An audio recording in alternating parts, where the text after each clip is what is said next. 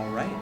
Hello and welcome to the Outer Wilds. I'm Alex Beecham, the creative director, and this is Sarah Shalley, our producer. Over there we have Andrew Goldstein and Aaron Hanahan, who will be flying today for us.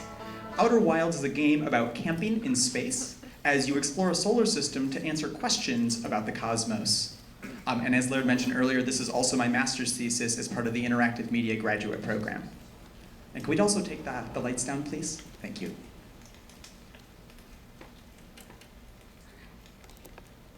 All right, so here we are. This is your village. This wooden launch tower over here belongs to your village's space program. And today is launch day, and you are the newest astronaut in the space program. So we're gonna go over here and talk to this guy. He's the one who's in charge of the ship. And he's gonna tell you that everything's set for your launch. But first you have to go to the observatory and get your launch codes.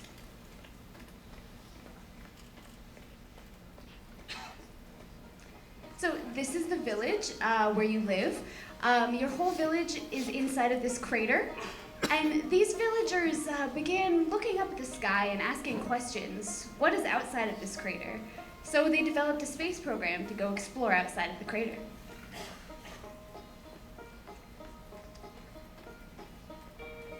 Now before we go up to the observatory to get those launch codes, we're gonna stop over here. This kid's gonna let us take his model ship for a spin. So let's go play with that. So this ship flies with the same controls as the main ship that you're going to be flying in. And it's a great way for you to practice flight controls in a safe environment.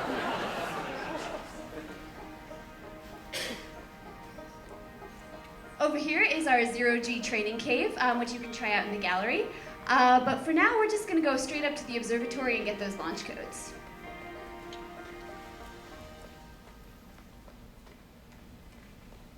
So there are 4 other travelers currently out in space exploring the solar system, and this observatory houses some of the knowledge that they've brought back and some of the things that they've found in the universe. And they've uncovered lots of mysteries of the universe, and through your expeditions, you too might start to understand and solve these mysteries. So here's who we're looking for. He's going to check the conditions of the solar system and then let us know that we're good to launch. But before we head out, let's take a look at our map.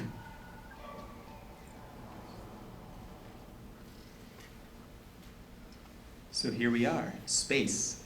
This is the solar system. And that village we were just exploring is actually nestled in the side of a small planet which is actually hurtling through space at very high speeds, even as we're standing there looking at this map. The entire game takes place in a real-time physics simulation. All of these planets are being kept in their orbits by Newtonian physics, and the entire solar system is 25 miles across, which is small as far as solar systems go. So to save time, we're actually going to warp back to the launch tower because we just got our launch codes, and we're going to go put them into this terminal over here, and we will ride up the elevator to our ship.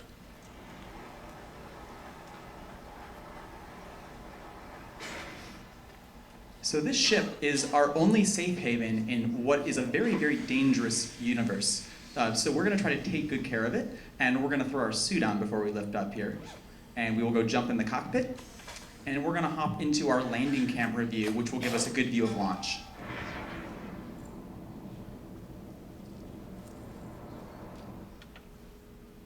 Once we're clear of our planet's gravity, we can cut our thrusters and kind of start looking around. Outer Wilds is a very free-form, open-ended exploration game. We're free to go wherever, whatever piques our curiosity and just check out whatever we want. So we're going to go look at Brittle Hollow, which is a planet right over here.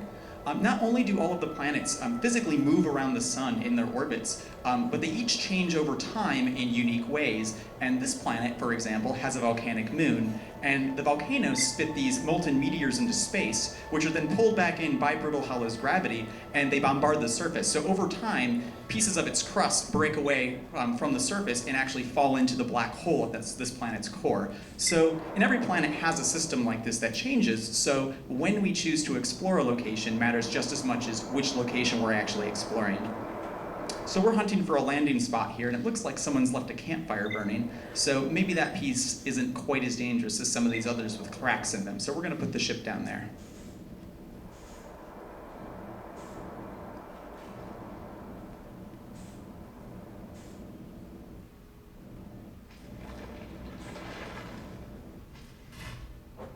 Nicely done. And now we will hop out of the hatch and see what we have. Okay, so you can hear the planet breaking apart around us. We've just been given access to our main tool used for exploration, which is the ability to throw these probes out. These probes, we can click off snapshots, and we can use the probe to get pictures from distant locations. It helps us map the space around us. And it can also be used to detect hazards in the environment. And on this planet specifically, it will tell us the integrity of pieces of the planet's crust so we know when they're going to break away. Because we have to watch our step, because at any time, these pieces could come falling off.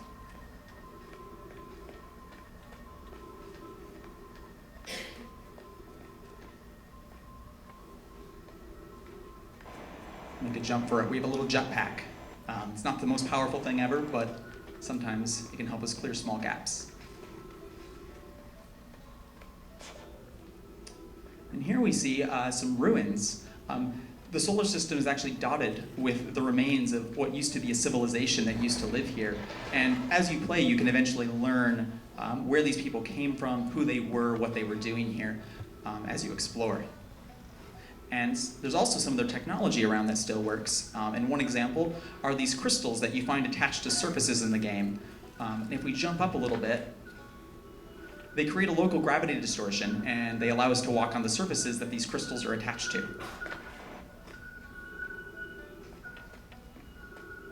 So that banjo strumming you hear, and this looks like there's a campfire over there, there are 4 other travelers in the solar system that are from your planet, and this is one of them. So let's go talk to him. So this guy's an archaeologist, and he's stoked because he's just found an ancient city. And from what he tells us, it sounds like there might be something inside of it that we should check out that might tell us something more about the solar system and these ancient people. So let's go investigate.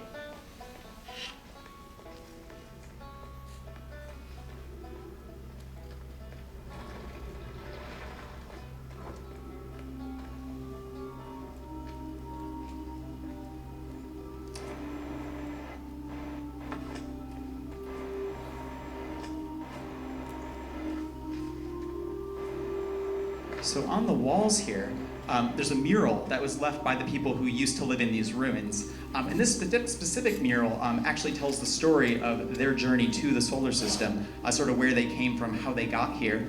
And actually the ship that they came to the solar system in, you can actually find that in the game. It's actually trapped in a location known as Dark Bramble. And this is kind of the overarching philosophy of the game, is as you explore, you discover these locations that tell you about the existence of something that physically exists somewhere else in the solar system. All right, so again, to save time, we are going to warp back to our ship, and we're going to take off because this planet's about to fall apart.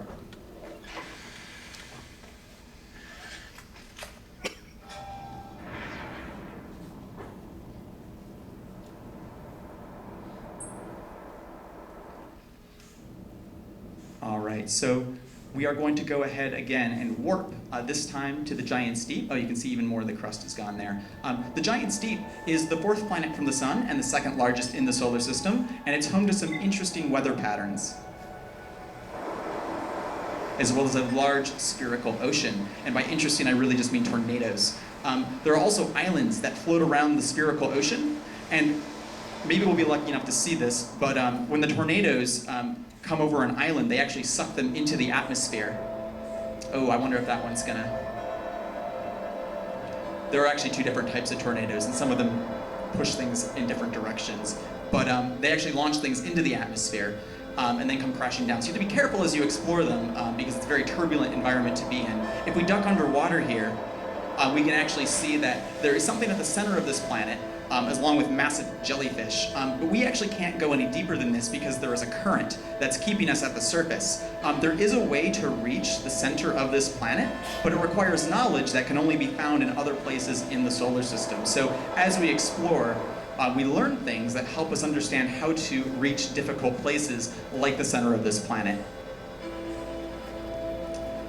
So, although you are completely free to explore any place you want, wherever you want, there is a catch, and that is that you only have 20 minutes before the end of the entire universe. Your species has the really bad luck of just developing space travel as the entire universe is ending, and every 20 minutes, your sun goes supernova.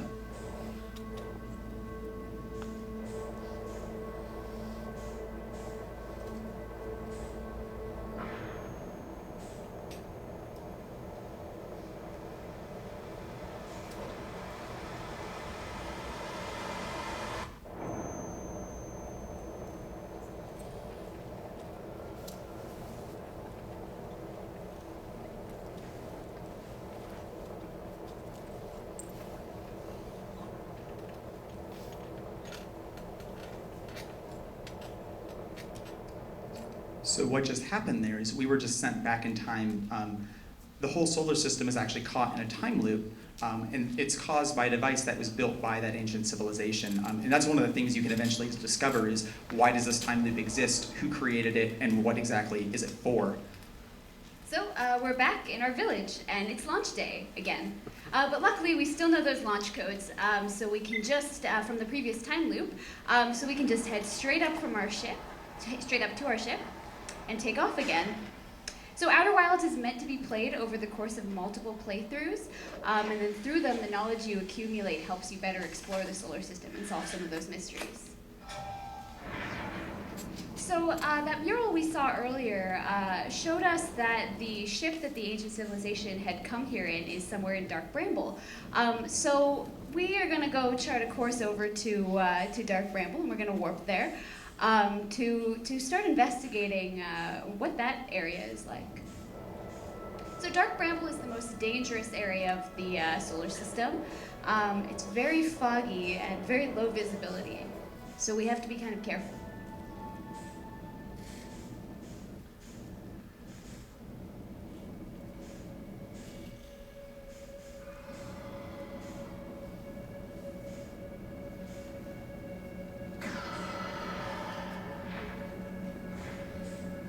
That was a close one. It might be better if we send off a probe to take a look at, make sure that there are no more of those anglerfish around.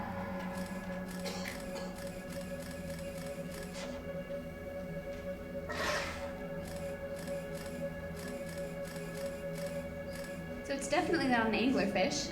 It looks like it might be something we want to go over and explore.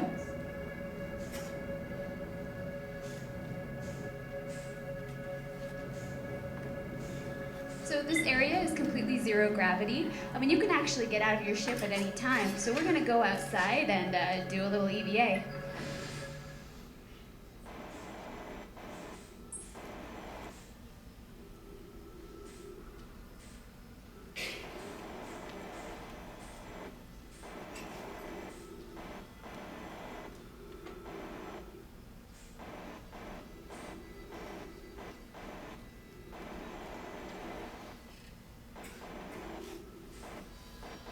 So that harmonica that we hear in the distance is another one of those travelers from our space program. And it looks like he's found one of those gravity crystals from the ancient civilization. So he's used that to make a little safe haven inside of this asteroid. If we were to talk to him, he would tell us a little bit more about those jellyfish that we saw in Giant Steep.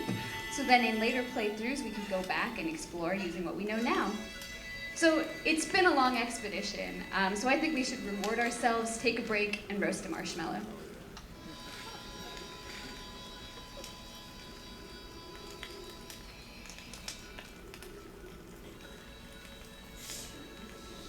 And that is Outer Wilds.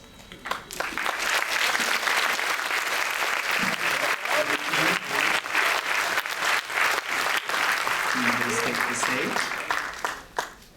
Over the past year, we've been able to fill this game with just an absurd amount of content, and it is thanks to just the tremendous efforts of everyone here today, as well as artists from LCAD and Atlantic University College who couldn't make it today, all of which couldn't make it today. Some of them are here. So thank you guys, it's been a privilege flying with you. And